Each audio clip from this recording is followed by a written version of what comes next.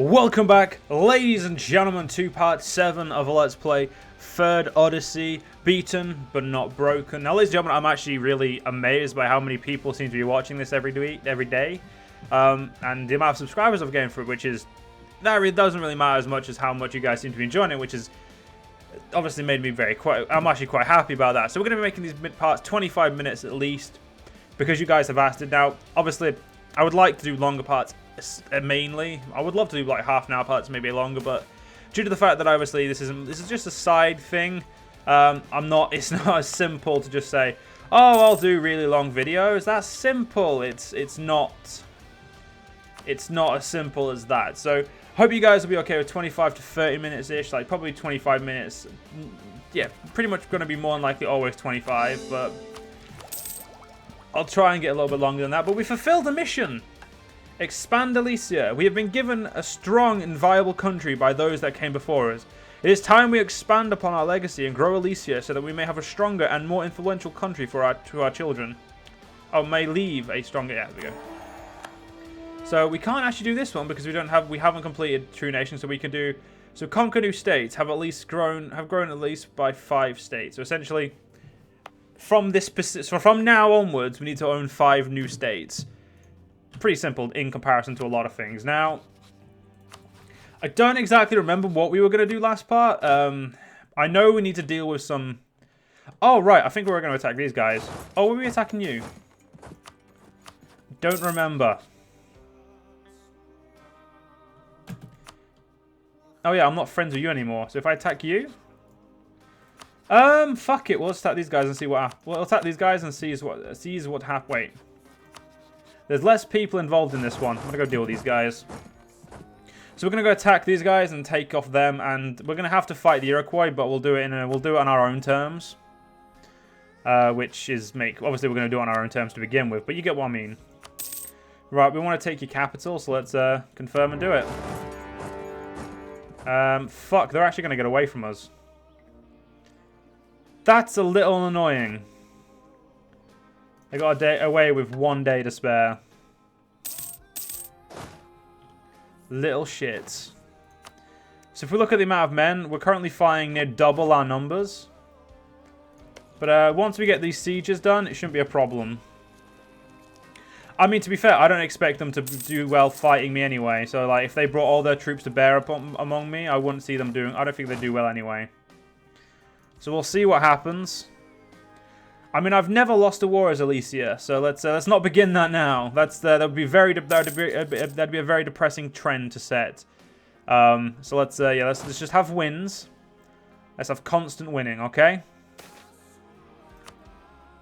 We don't want any losses right now. Picking off armies is going to be the best thing to do, but once we get the sieges done, that's when the war will start to become easier because they'll have to start sieging me now. Me then, and then it becomes like that back and forth. Well, you've got to siege me now, so let's see how you do that. And I'm European, which gives me a lot of advantages over them. Obviously, the better troops being one. Our general is beyond pointless right now because we don't have any fire. So that's annoying. You're going to Evos, aren't you? Yeah, thought you were. So. I don't give a shit if my vassal's army dies, to be honest. Their army is in the way. Like, it doesn't help me. We have cavalry. Cavalry is a massive thing to have over someone. Especially natives. Can I have a proper general, please? Thank you. Let's go get this little cunt done. A little ship sieged. So now, our whole point of this is we want these 3 provinces. We're going to get them all. There's no problem there. And we look at that. 40,000 men they've got. But the real problem they have is the 40,000 men aren't all together. That's like their real issue right now. If all their men were together, they wouldn't be having a problem. But the men are not. So basically, what I'm going to do now is I'm just going to start sieging people like these guys. Siege these guys and then piece them out. Then that's an army obviously gone. So it shouldn't take much to siege this. I mean, they can unsiege that capital if they want. It's not really going to bother me. This war will take as long as it takes, and I'm okay with that. Right. Can we have some... Let's ask for some money. I mean, at any point, we could summon the militia and get ourselves another 5 infantry. Which would be lovely, I'll admit. 5 extra infantry would be great, but... For now, we just need to wait. Now, they are going to probably try and siege us back eventually. They're probably going to get that back before I can finish this war. Or finish another one of these guys off, but... I'm not too worried. Because once these guys go, those 7,000 go. Now, if they think they can siege faster than me... Please show me you can. Wow, we don't have a better siege ability than they have. All we have to do is charge them, and they'll fuck off. They won't defend themselves. They know for a fact that they're out-teched. Like, look at that. 3 freeze, and then we're at 6. We also have the unique advantages given to us by the doctrines we can set as Elysia. So, really, it's about luck who will get the siege done first, but it will more than likely be us. Dinotoi. Damn, you can't do anything. Can you do anything for my military guys? Like, make them a little bit stronger, give them a little bit of faith, conviction, you know? We could throw ourselves on a reinforcement speaker. That would be beyond pointless, though. Reinforcement speed, who needs that? So we're definitely very ahead of these guys. So once I'm just going to try and immediately annex these guys. I don't see why they wouldn't.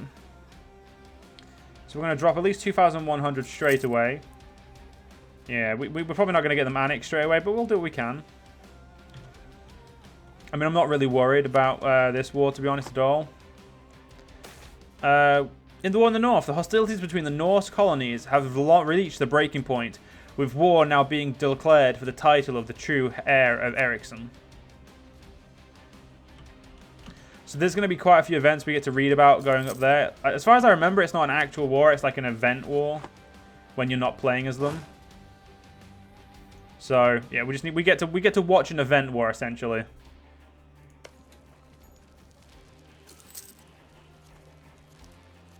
Right. All we need to do is win this siege this month, and we can go attack. We can go scare them off. Right. So we need to get this siege done. Hopefully Markland will win that war, because that way we get to keep our trade partner up there. They're probably going to get that on a 7% chance. I'm not going to lie. The Hellelandic invasion of Stromford. Lacking a direct land route, the Vikings of Helluland invaded Marklandic province of Stromford. In the end, the defending forces of Markland pursued the opposing forces back to Flatterland, capturing the port and surrounding the province in the process. Interesting. See, as you look at that, it instantly trades it off. And note, we failed and they failed as well, but they're probably going to get it. I'm not going to lie, they're probably going to get their siege before we do.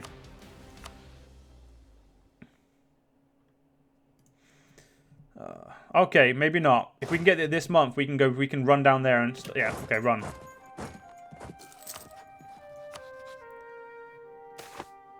The Battle of Hokor. The Viking armies clashed today at Hokor, resulting in a Markland victory. As you can see, that's another victory for Markland. Though I'm pretty sure that means they're going to lose. Or the way I remember it working. Now, can I get this fight done before they get all their allies in? Yes, I can.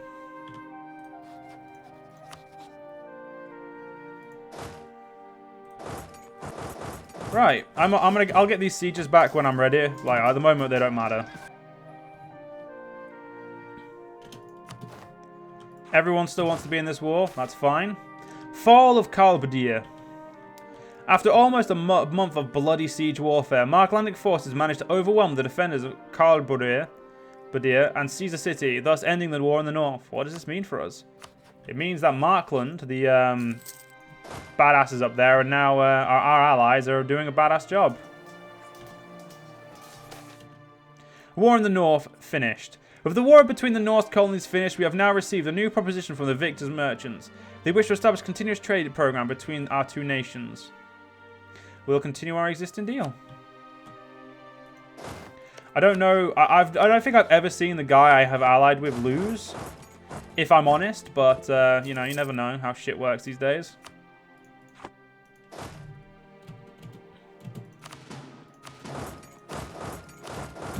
Let's get these 3 sieges back and we'll go re-siege this. Because, you know, we have to. Soon enough, they'll just give up and let me take them. I did try to get their army, but they didn't let me.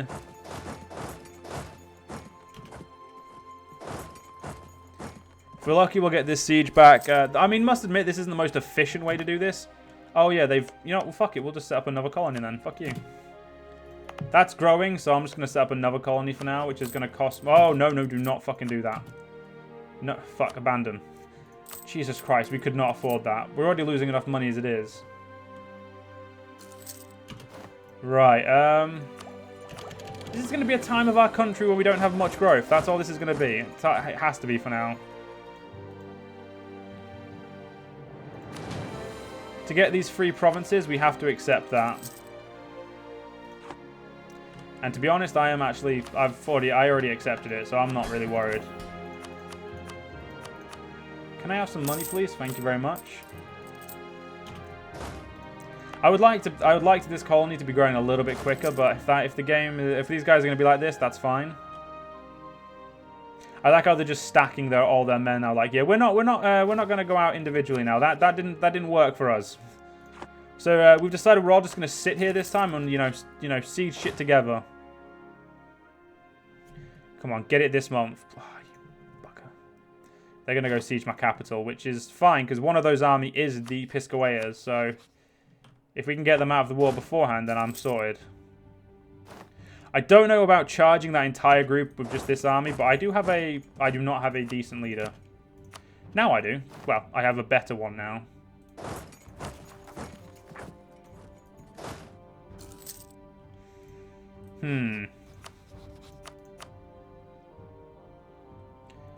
Don't know how this is going to go if we attack them, to be honest. Let's have a look.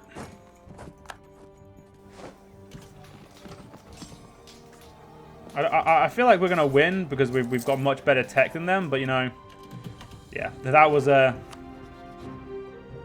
would say a no-brainer, but that was definitely not a no-brainer.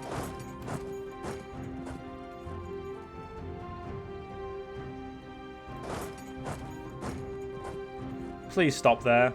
You bastard, you didn't. Okay, let's split these fuckers up. Split you into 4 halves so we can siege back all of the shit we need. Couple months and you'll give up, which is fine. This war will work, ladies and gentlemen. I'll admit it's probably slowing us down a little bit in our growth, but we're only just about 30 years into the game, so it's not as if we're like, super far into the game. I can send my colonists back there now and re-encourage growth there. Good. There we go. That's you taken. So let's call that bad boy, and we'll get that converted. Don't know. Oh, we're losing a lot of money because we're losing pretty much all the money we're losing is due to reinforcements. You don't want me to annex you just yet. Your friends don't want to leave just yet. Never. The Barbari Council is getting nothing. I am giving them no provinces. That is how this is going to happen or work. With that, we should be able to get the aqueducts going soon before 1418 though. 1480, I don't know. We'll have to wait and see. Holy fuck, you're a really good guy with siege. Let's get you in the siege man also when we're trying to get this back. Oh, you always go for my colony, don't you? Well, I'm not going to worry. Okay, we'll invest in this. So bureaucracy. Centralized or decentralized? I'm going to go for centralized because that's the more Roman thing to do in my opinion.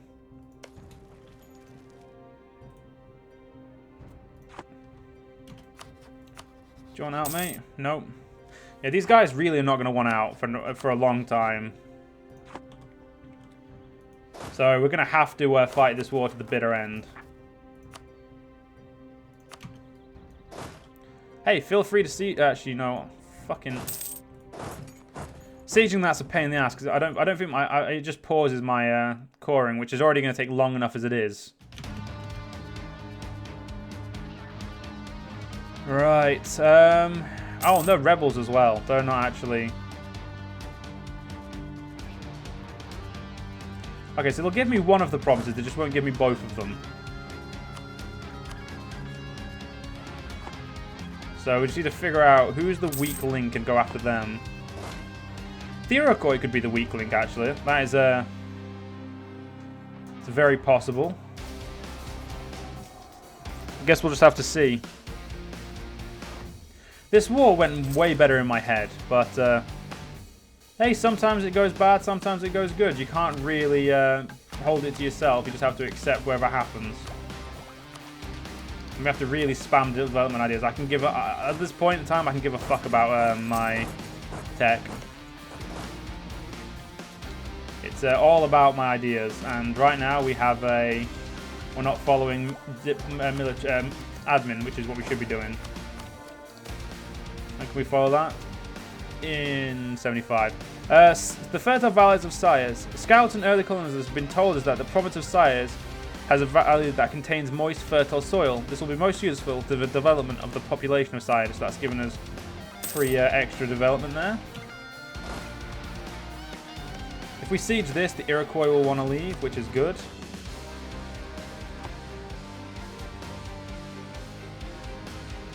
You siege faster than me, don't you? Yours is a 34-day. Mine's a 26, that's alright then. A wealthy merchant named Atma Refodorti has recently arrived at the Emperor's court from the snowy reaches of Vinland. For years, she has strived to show her people of the merits of trading with the allies instead of always raiding them. Though as expected, it has been somewhat difficult. In an attempt to bridge the gap between our peoples, Atma has offered her services to Alesia in a more formal capacity with the goal of creating new trade routes and diplomatic contracts. As a show of good faith, Atma has also offered bottles of the finest meat and honey from her ancestral lands as a gift for the Emperor.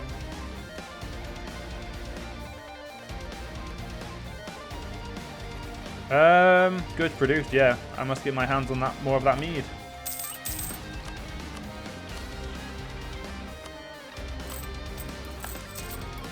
Her price is most reasonable. Depending on how well that siege goes, if they get to 0% before I do, then I'm going to have to go deal with them. Doesn't matter. I get to come deal with them straight away. With the growth, an army career. With the growth of our professional army, new career opportunities abound for those with ability and ambition. The nobles, however, still expect to be awarded the most valuable commissions out of tradition and the centuries during which their lineages have served the crown faithfully. Some of our higher officers are now imploring us to open more opportunities for able men to rise in ranks, while others oppose this vehemently and maintain that there are qualities only blood can assure. We must make room for the new comers in the hierarchy.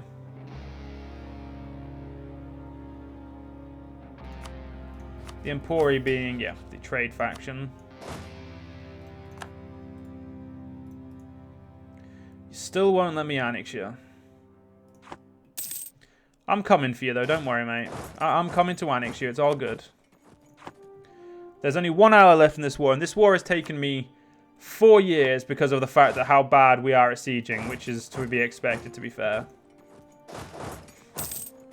Yeah, for a lot of that, I completely didn't realize that this was under siege. So, well, sorry, that was occupied, and my colonists had come back. So, I may have delayed our growth a little bit, but I don't think the Europeans will be a problem, to be honest. As long as you play it right, the Europeans are really never a problem. For Sparta, I will admit, though, ladies and gentlemen, on a side note, they are actually kind of a problem sometimes, but it's all about how you do, really. Right, I think it's time to let my manpower come back. A growing Varangian influence. The Viking warriors under our employ have earned a fearsome reputation for themselves over the past few years. Their courage and ferocity on the battlefield has helped us win many a battle against the far more numerous Barbari, often snatching victory from the jaws of defeat. In the capital, they have gained considerable influence of Basilius, who has recently made them part of his bodyguard, much like the Varangians of old.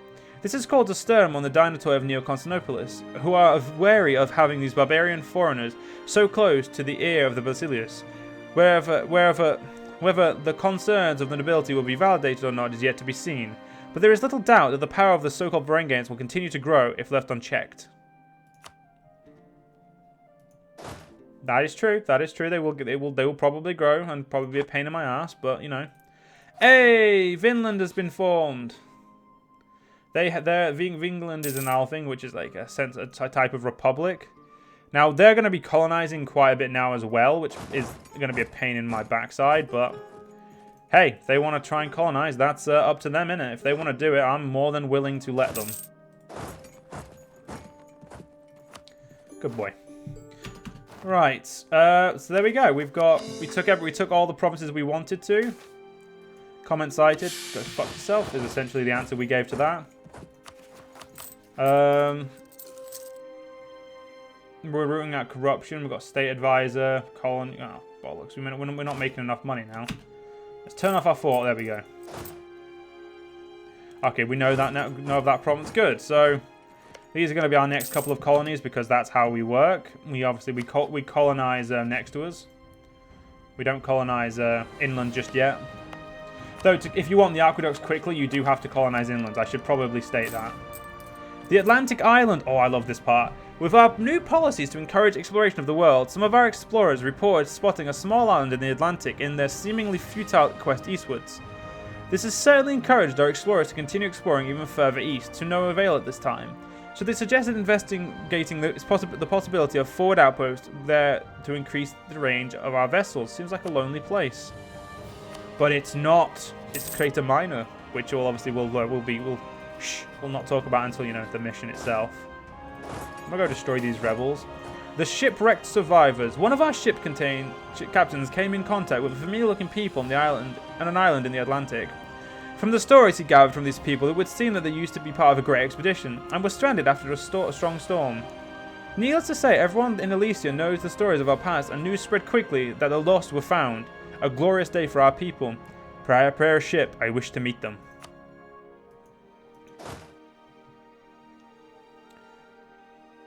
Now, I'm looking at, there is a lot of ways we could handle this situation, ladies and gentlemen. So let's see what I pick. The glory of Elysia.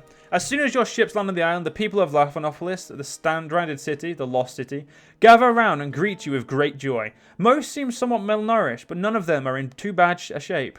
They seem to have done well for themselves and to establish a small sustainable economy based on fishing, arboriculture, and some goat herding.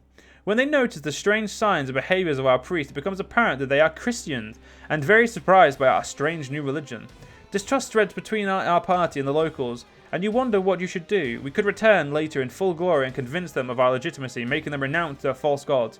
Or it might be better to just leave them alone in their heathen ways and deny that they are truly our people.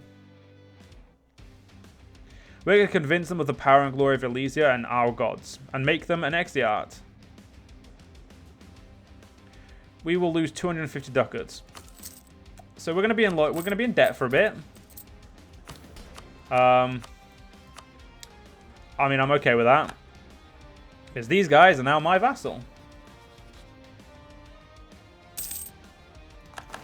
And we're going to restrict their expansion now. Just because restricting their thing for now is actually a smart thing to do, in my opinion. Oh, crap. I stop paying for my troops the second they, you know, these assholes come back to try and take my land. That's my luck, though, isn't it? So we've got 3 loans to pay off, which is... I do my best not to have loans this early on, but... having these guys as my vassal is always nice to me. It's just that, you know, it's a little tiny bit of extra income. Ever so tiny bit. I mean, they can do loads of other things as well. Like, they can colonize. As you guys saw, though, I told them to not colonize for now. Just for now, we'll probably reinstate it later. New land claimed. During this time period, many areas that were forests or swamps were cleared or drained to provide new areas for settlement. These are clearly areas often led... These newly cleared areas often led to a short-term population boom. Where is this? In Elysia. Production, obviously. I mean, what am I? An animal? Okay, we'll siege that, and we'll issue... You know what? We can just turn our men off to siege that. Right. Getting these loans paid off is going to be my next big thing. You're allied to these guys and one other person. I don't know who they are, though, so... I mean, we're probably just going to attack you anyway, but we'll see. We need to get some of these loans paid off quickly. So, Emporai, we borrowed money from you, didn't we? Yeah. So, we could fire this woman, but I think she's actually more useful than... I think firing her would be a bad idea.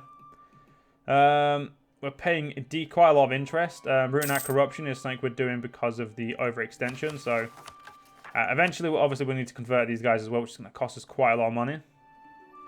I don't know how I feel about the monthly cost for conversions. Like, I don't know if that's something I'm happy with. Like, I mean, obviously, there was... I mean the big monthly cost, not like the small ones and whatnot, like the normal ones. But, well, I mean, it's doable. It's not a big issue. Unfortunately, we are going to have to end this part here. If you guys have enjoyed, and I'll see you guys next part. See you guys then.